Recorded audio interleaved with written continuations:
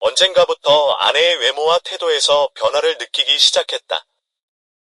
특히 아내가 결혼 전부터 길러왔던 긴 생머리를 자르고 돌아온 그 날부터 나는 그녀의 변화를 더욱 실감하게 되었다.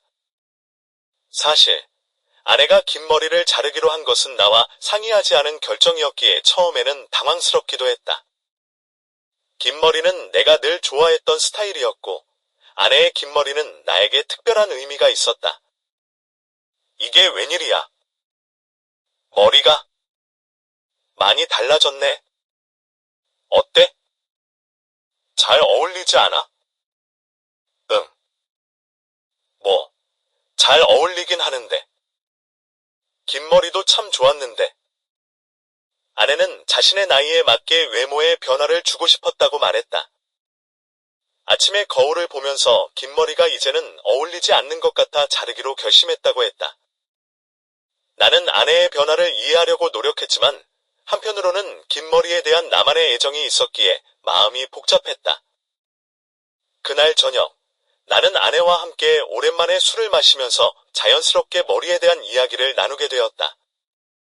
술이 몇 잔 들어가면서 우리는 서로의 생각을 더 솔직하게 나눌 수 있었다. 짧은 머리도 나쁘진 않은데 사실 난 내 긴 머리가 참 좋았어.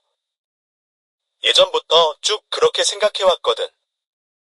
정말? 그런데 왜 그 긴 머리가 그렇게 좋았어? 글쎄, 그냥 예뻐 보였고 너랑 참 잘 어울렸으니까. 아내는 내 의견을 듣고는 잠시 생각하더니 웃으며 고개를 끄덕였다.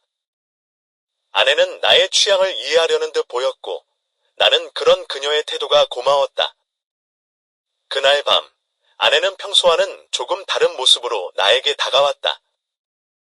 긴 머리를 자른 것에 대한 아쉬움을 덜어주려는 듯 아내는 새로운 스타일을 시도하며 나와의 관계를 더욱 깊고 특별하게 만들려는 노력을 기울였다. 아내의 변화는 단순히 외모의 변화뿐만 아니라 우리 사이의 소통과 이해를 더욱 돈독하게 만들어 주었다. 결국 나는 아내의 변화를 존중하며 그녀가 스스로를 더 사랑하고 우리 관계를 더욱 발전시키려는 의지를 인정하게 되었다. 우리 사이의 작은 변화들이 결국 더 큰 이해와 사랑으로 이어진다는 것을 깨달았다. 참으로 오랜만의 일이었다. 결혼한 지 3년 만에 아내가 나의 의도를 알아차리기 시작했다. 잃은 것이 있다면 얻는 것도 있다는 말이 결코 틀린 말은 아닌가 보다. 나는 아내가 예전과는 다른 행동을 보이는 것을 보고 만족스러웠다. 아내는 자신감 있게 나에게 다가왔고 나는 그 변화를 기쁘게 받아들였다. 여보, 나를 도와줄 수 있어? 아내가 나에게 요청했다. 그것이 바로 세 번째 변화였다. 평소에는 편안한 자세만 고집하던 아내가 이날은 조금 다른 것을 시도해보고 싶어 했다.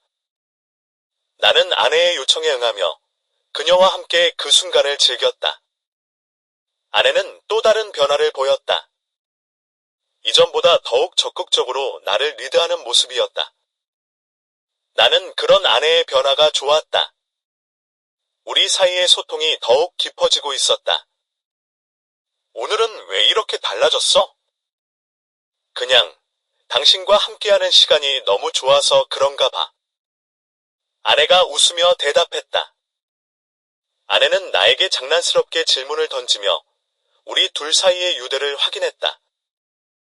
나는 그런 아내의 변화가 새롭고도 즐거웠다. 우리 관계가 더욱 돈독해지고 있는 것을 느낄 수 있었다.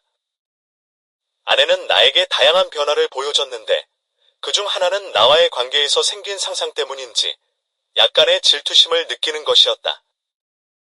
그 상상으로 인해 아내는 더 큰 감정을 느꼈고 우리는 서로에 대해 더 깊이 이해하게 되었다. 나는 아내와 함께 더욱 가까워지는 시간을 보내며 서로를 위한 작은 변화들이 어떻게 큰 영향을 미칠 수 있는지 깨달았다. 우리의 대화는 때때로 격렬해지기도 했지만 결국엔 서로를 더 잘 이해하게 되었다.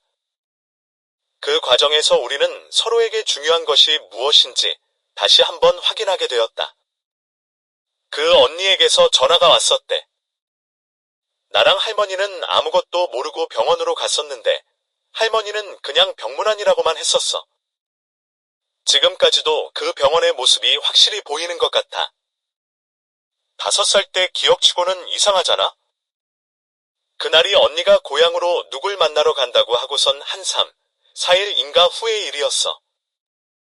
그 언니 얼굴은 조금 특이했었지. 그 병원은 오래된 일본 가옥을 개조한 곳이었고, 할머니는 병원에 가기 전에 꽃가게에서 꽃을 샀던 기억이 나. 병원은 정원이 넓었고 여러 개의 창문이 있었어. 병실은 그쪽이었던 것 같아. 현관 입구에는 플라스틱 슬리퍼가 있었고 바닥은 무늬가 있는 타일이었어. 현관에서 할머니가 접수 창구에 누구를 찾으러 왔다고 했는데 이름은 잘 기억나지 않아. 나는 어릴 때 그냥 언니라고만 불렀거든. 나는 아무것도 모르고 왼쪽으로 꺾여 보이는 병실로 들어섰지. 방 안은 꽤 넓었고 침대가 몇 개 있었어. 언니는 햇빛이 잘 드는 창가 쪽에 누워 있었어. 나는 다가가 보니 언니의 눈은 감겨져 있었고 입은 웃고 있는 것 같았는데 눈 밑에 누렇거나 불편해 보이는 부분이 있었어. 나는 반가운 마음에 언니야 하면서 흔들었는데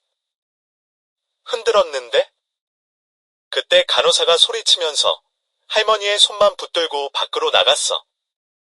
할머니가 간호사와 함께 나가고 나는 잠시 그곳에서 혼자 서 있었지. 그 언니가 그렇게 떠나게 된 것은 기억에 남아. 무서웠겠네? 나중에 나이가 들면서 그 장면이 또렷이 기억나는 것뿐만 아니라 그 언니의 상황에 대한 이해와 연민이 생기기 시작했어. 나도 그 시기에 큰 충격을 받았었고 세상에 대한 불신과 슬픔이 있었지. 그럼 그 언니의 머리 모양이 어땠니? 응, 기억해보니 지금의 나와 비슷한 머리 모양이었어. 이상하게도 그 기억이 또렷하게 남아있네. 나중에 그 언니와 관련된 모든 것을 정리하고 마음속으로 보내주었어. 그 이후로는 어떻게 되었니? 그 이후로는 잘 모르지. 할머니나 나나 더 이상 그 언니의 일에 신경 쓸 수 없었어. 아마 연고자도 찾지 못한 채 어딘가에 묻혔겠지? 지금은 그 언니가 평안한 곳에 있기를 바라고 있어. 자기야, 오늘 갔다 와서 또 한판 신나게 놀아볼까? 하나님의 은혜로 아멘. 아내는 장난스러운 표정으로 나를 쳐다보며 손을 흔들었다. 베란다를 통해 길 건너의 교회로 종종 걸음으로 내닫는 아내를 내려다보면서 나는 한결 마음이 가벼워졌다. 내가 내려다보고 있음을 아는지 아내도 나를 올려다보며 미소를 지었다. 한 주쯤 쉰다고 큰일 나겠어. 나는 그런 생각을 하며 아내가 시야에서 완전히 사라질 때까지 베란다에 서 있었다. 한참을 그렇게 서 있다가 다리가 아파져서 방으로 돌아왔다. 방으로 들어와 오래된 상자를 꺼내 먼지를 털었다. 상자 안에는 어린 시절 소중히 간직하던 보물들이 가득했다. 딱지, 구슬, 그리고 처음으로 받았던 펜팔 편지까지. 그 옛날의 추억들이 떠오르면서 마음이 아련해졌다.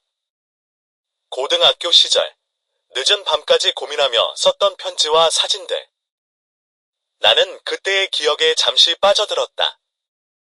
사진들을 바라보며 추억에 잠기다가 문득 오래된 사진 한 장을 들고 베란다로 나갔다. 이제는 놓아줘야 할 시간인가 봐. 나는 혼잣말을 하며 사진을 조심스럽게 태우기 시작했다. 사진이 천천히 타오르며 추억이 연기로 날아가고 있었다. 누나, 이제 편히 쉬어. 그때는 이해하지 못했지만 이제는 알 것 같아.